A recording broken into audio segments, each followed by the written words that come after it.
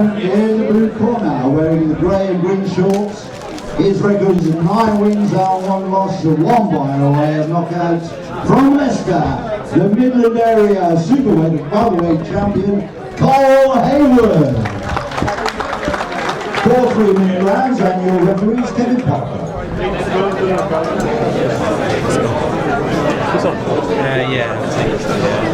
So, good afternoon, everybody.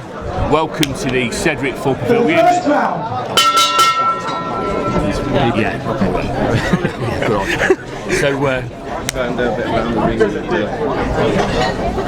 So welcome everybody to the exhibition, which is kicking off today's show between the undefeated Stanard and Midland area super welterweight champion Haywood. And it's a warm welcome to Carwyn Herbert, and I'm your co-commentator David Wainwright. How you doing, Carwyn? I'm good. How are you? Yeah, not too bad at all, thanks, mate. Well, this should be an interesting little warm-up exercise for the lads. Yeah, it's a bit of a glimpse into the gym, isn't it? I'm sure they've done hundreds of rounds sparring in preparation for fights, and we're just getting to do it in a real environment now. No, that's right, and something doesn't happen very often. Southpaw versus Southpaw.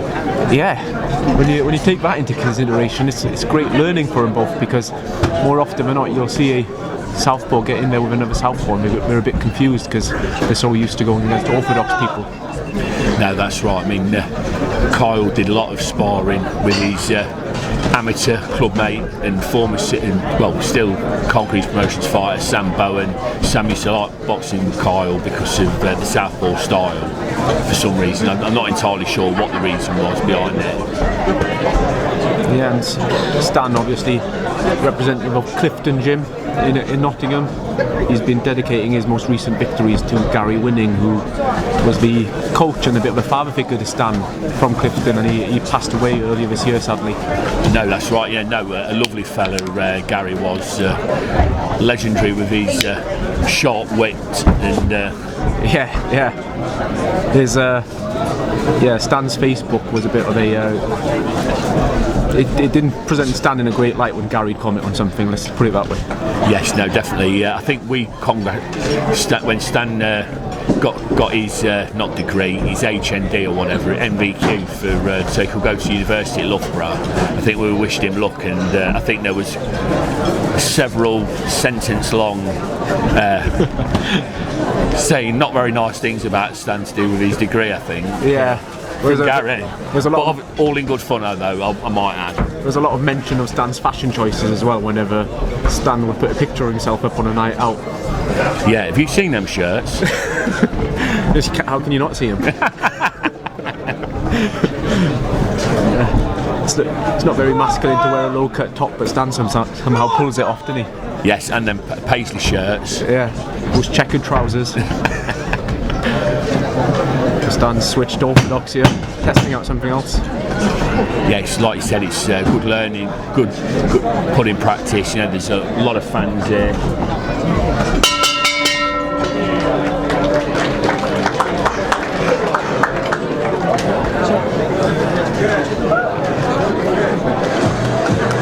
I'm a bit disappointed though, because I was kind of hoping that Carl would have been in Carl's corner, because the banter between him and Adam Kettleborough is something to be seen. I think Carl probably had to choose wisely, because had he chosen one of them, then we'd have known who Teacher's Pet is.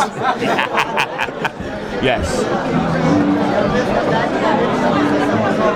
But yes, stands out in 2 weeks at the next CGP show at the Morningside Arena. He's fighting the Road Warrior Serge Abombo. He's been in with a who's who of the welterweight circuit and light middleweights in the pros, doesn't he? Yes, yeah, he came. Yeah, Serge came here in 2012 for the Olympics and never left.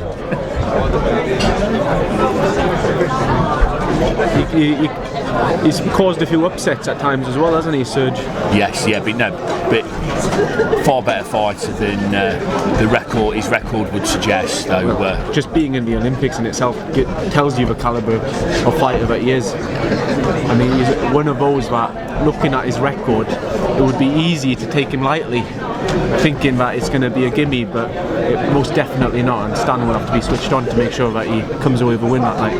No, definitely. But I think that the difficulty is with Stann, I say difficulty, obviously, building up a nice little record, 5-0, 2 stoppages, including obviously was it 10 seconds, was it 9, was it 8? We're not entirely sure, but it's down in the record books as 10 seconds.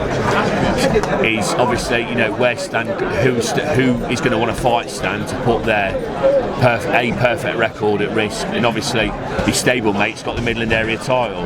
Yes, so it does put a bit of a blocker in terms of a road to the top for him, because ultimately if you want to go the traditional route and pick up the Midlands area and the English and so on,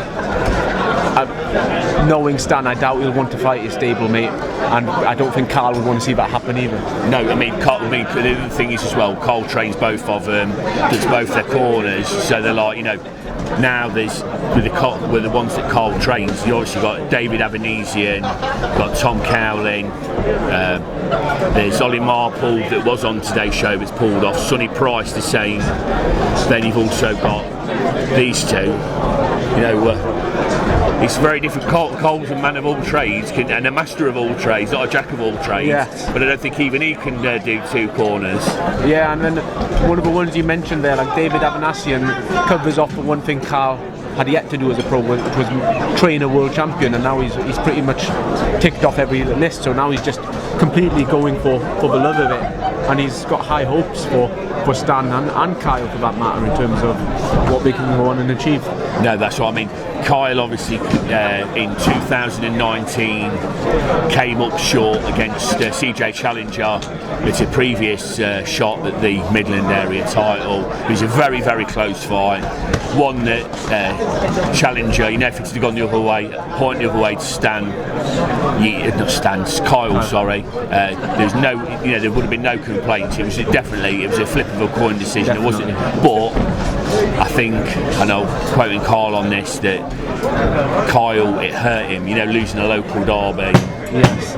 Someone who I don't think they boxed against each other in the amateurs, but they were aware of each other in the amateurs. You know what I mean? I think it's always more difficult if you that risk factor of losing to a local person, the local bragging rights is out the window. I think it's part of the reason that it took so many years for Brook and Khan to fight, because it's the country's bragging rights, isn't it, as opposed to local bragging rights. But in terms of these guys in the ring now, I know like Kyle was with CJ Chandler. There was talk around that time of Sambo and Leon Woodstock, which was we're both kind of linked to the same stables. No, that's right. Yes, which unfortunately that never happened. I know that if Salmon had beaten Kakachi in his defence, I know they were hoping to do a voluntary defence in Leicester against Woodstock, but obviously Sam unfortunately lost on a split that day. He's not boxed since. Whether he fights again, I honestly don't know. It's not really my place to answer. Very good fighter, Sam Bowen as well, wasn't he? It might be present tense for all we know. Yes. Hopefully it's present tense. Hopefully we get to see him in the ring again. Life gets in the way sometimes. Yes, I mean obviously him and Kyle actually made their pro debuts together. Not pro debuts. I'm getting it all wrong again. Amateur debuts. Did they? Were they from the same amateur gym? Yeah, Earl Shilton ABC, but it's now actually Earl Shilton and Barwell ABC.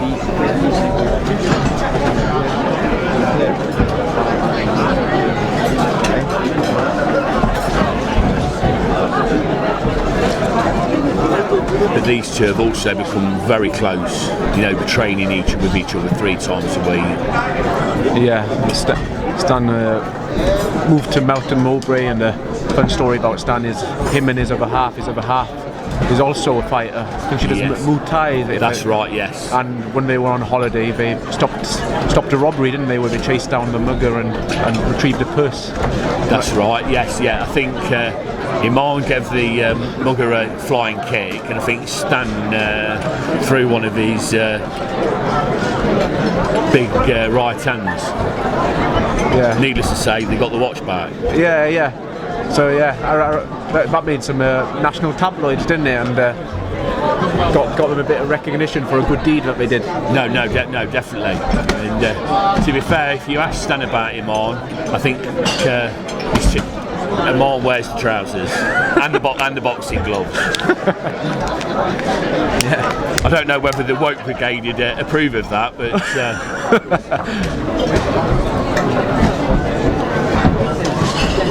If you would have asked Gary back in the day, he probably would have said the same about Stann. Yes, definitely.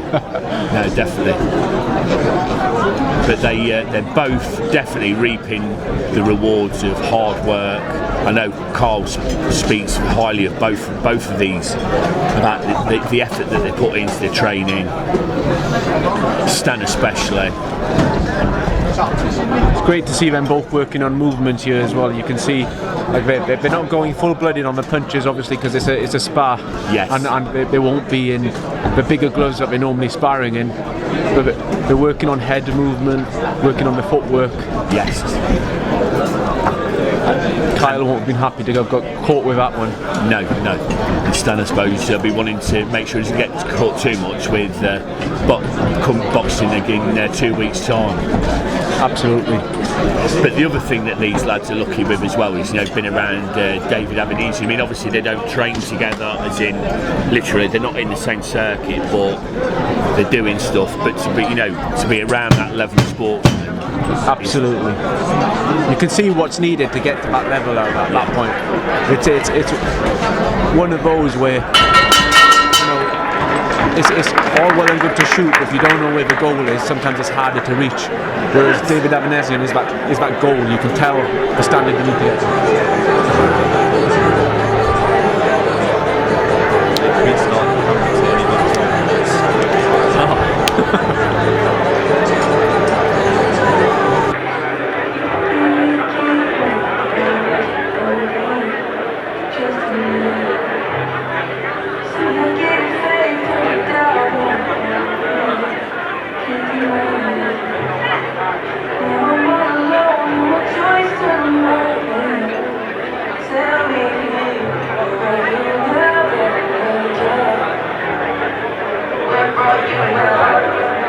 Corners, 10 seconds. Seconds out for the fourth and final round. He's got everything that it takes to get to the top. But I knew we hadn't come across someone like David yet, who's just hardened and gritty and fit. Yes. Yeah, yes, in fact, I told my optician to lump on David, and I went back to get my new glasses a week or so later, and he wasn't serving me. He was serving somebody else, and he gave me the nod and says, "Yeah, I won a few quid that night." Thank you. So it's all sense.